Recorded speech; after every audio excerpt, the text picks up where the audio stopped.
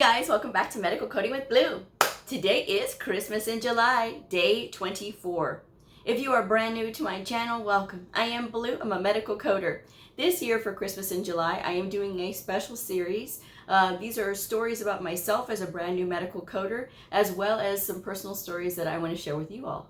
So I hope you all enjoyed the series and let us begin. Okay. So today I'm going to be talking about my likes and dislikes about the medical coding field. So here we go. Okay. Aside from the usual responses of why I would like or love the medical coding field, which I love the medical coding field. But I think the most important thing that I love about this field is that I'm not just limited to medical coding. In my career, as I've seen so far, and I've been a medical coder since 2008, I have grown a lot in my knowledge base. The best thing I think about this is that I'm not just limited to being a coder. I am free and creative to do a lot of other things, right? So not just coding. I have the opportunity to do things like teach or have my own YouTube channel or do something like CDI, which is clinical documentation improvement or clinical documentation integrity, depending on where you're from. So with CDI, it is more advanced. There is a lot more technical ability to be able to do this than just your standard coding. And so being able to learn about this and go down this path and go into this journey has renewed my love for this field.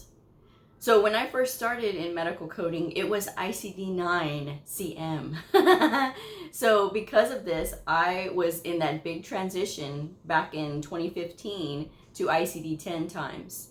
ICD-10 saw a mass exodus of coders because there was lots of coders who did not want to have to learn a whole new way of coding.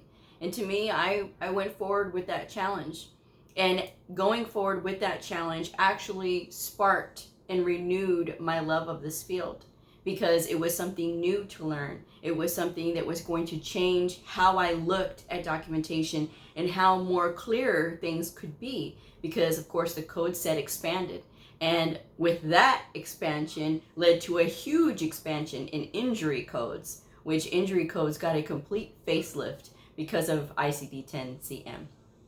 So with this, that is, again, sparked my interest and kept me engaged in this field. This isn't something that I thought about, oh, could I potentially get bored in this? I never thought that.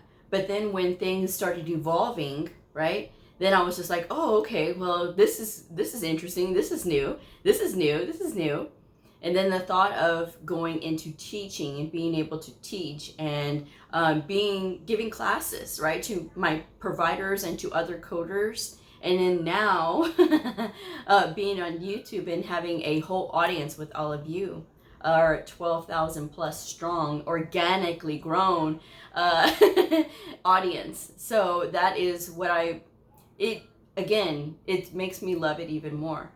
I don't work anymore. This is not work for me. I say that quite often. You know, I have originally said this when I first started my channel. If you love what you do, you never work a day in your life. And I don't feel like I'm working. And it's been since 2014, 2015 that I felt that way. And the only time I really feel like it's work, and probably the thing that I dislike, is just the administrative things that you have to do at your actual job, right? And like go to meetings and things like that, coder meetings. And for me, coder meetings can tend to turn into a lot of people just complaining. And to me, that's just a waste of time. I don't like that. My dislikes about medical coding and the medical coding field have to do with personnel, really. And really that all depends on where you are. I have been micromanaged before, which I don't like. And I know that that is something that can happen in any field. But when it happens to me, I don't particularly like it. And because of that, that is one of my dislikes. But as with everything, it's an ebb and flow. So it's here today, gone tomorrow, and it doesn't always happen, thank goodness, or it doesn't happen for long periods of time. You know, it just depends on the situation. And I prefer to be free to do the things that I want to do and be creative with my approaches and things like that. And this field, again, one of the other things that I like is that I'm able to be creative. I have to be creative in my approaches to teaching. I have to be creative in my approaches to the efficiency of my workload. If I have a workload that is increasing in number, how am I going to tackle more encounters coming in? What can I do to speed up this process while still maintaining accuracy and productivity? So those are things that I have to think of on a constant basis sometimes. And here recently, we've had a spike in the clinic encounters. So I'm like, okay, bring it on. I like this. So that is part of the deal. Working in medical coding, learning to manage the stress level and everything, of course, is a part of it. But that's okay. And it's when you get used to it, it's not something that is going to be liked or disliked. It's just part of the deal, and handling that is part of it. So that's what I enjoy the most, and some of my dislikes. But again, my dislikes are a lot of personnel based. Some of the other things, I wish that there were some codes that were more specific for certain conditions. That would be great. And until then, I'll just keep having to wait, because sometimes they do come out with new codes that do fill in those holes for some conditions that didn't have codes, or conditions where it was like, I don't feel comfortable with this code because it says this, even though it does cover quite a few things. It just sounds weird, it sounds weird. So that is one of the things that I dislike, that I wish would change. The other thing would be with the associations. When it comes to the associations and AHIMA and AAPC, I really wish that there was a lot more cohesiveness with the way that people are able to get certified and things like that. I wish there was a lot more streamlined process when it comes to that. With the websites, each one is different. I am a member of AHIMA, although I do find that there is a little bit more streamlined with AAPC. However, they do have a lot of things on there that can be very confusing for brand new people. And I don't like the pushing of additional credentials. That I don't like, especially when it is not necessary to have a whole alphabet after your name for somebody who is brand new and does not have the experience. Now, when you've had experience, then that's okay. Then you can add on additional credentials, because as you get more specialized with whatever you're doing, it is beneficial to get additional credentials, because then you need to be able to say, yes, I'm more technically trained to do this. And that's a good thing. But other than that, just to have a bunch of different credentials that are really unnecessary is, I think, is taking advantage of people in this industry, and I don't particularly care for that. So that's one of the dislikes that I have.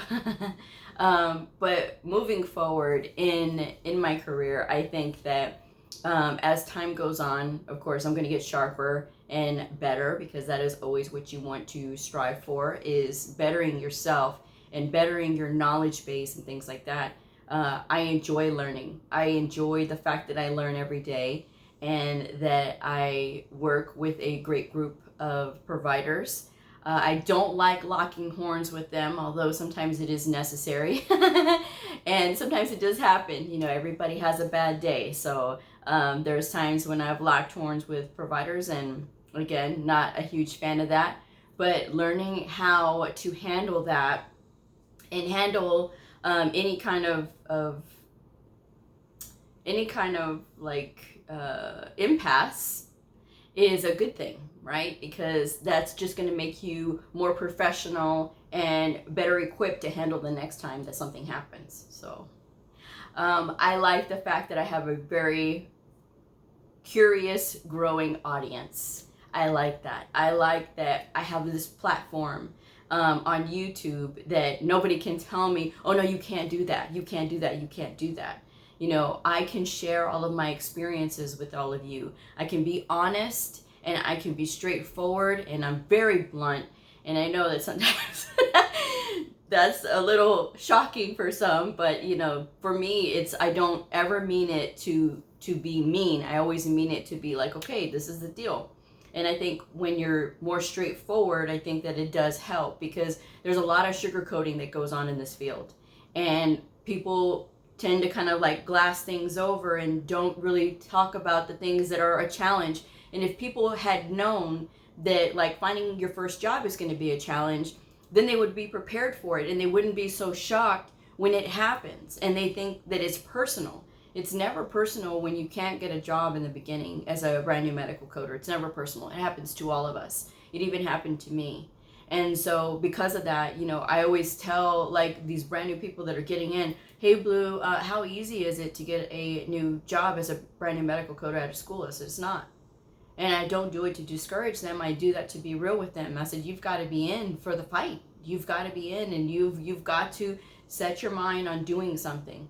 And that's the thing us coders do. We have to set our mind on something. We have to be very direct in the things that we want. We have to really concentrate and focus. And we do have to be willing to accept criticism. We have to be willing to accept those times when we get something wrong on an audit. And we have to be willing to learn.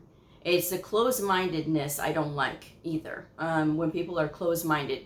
And I've had closed-minded auditors before, and I don't particularly care for that either. But that is something that's going to happen regardless of whether I was a medical coder or not. You're always going to have people who disagree with you. And because of this, I always try to make sure that I've got all my ducks in a row, so that way I know. And if in the instance that I am wrong, I'm wrong, and I can admit it. I may not like it. who likes humble pie? But that's the thing. That's the thing about it. You learn and you move on. So those are some of the things that I like and dislike, you know. But for all intents and purposes, I really love what I do. And I'm going to continue to do it as long as the good Lord lets me. And, you know, as far as like what's in the future, a lot of things, a lot of great and wonderful things that I'm very excited about. So, but with that, I'm going to go ahead and wrap this one up. Thank you guys so much for joining me on this Christmas in July Eve episode. Tomorrow will be the finale, the series finale of Christmas in July for this year in 2021. It is going to be day 25 tomorrow, so we'll see what I have in store. But I thank you guys again for watching. If you haven't already subscribed, I hope that you do. Hit that like button, hit the notification bell so that you don't miss out on any shows. Yes, I know I've doubled up this month. This has been a crazy month with all the videos. But if you had hit that notification bell, you'd be able to know every single time I post a new episode. And I will see y'all on the next episode. Bye.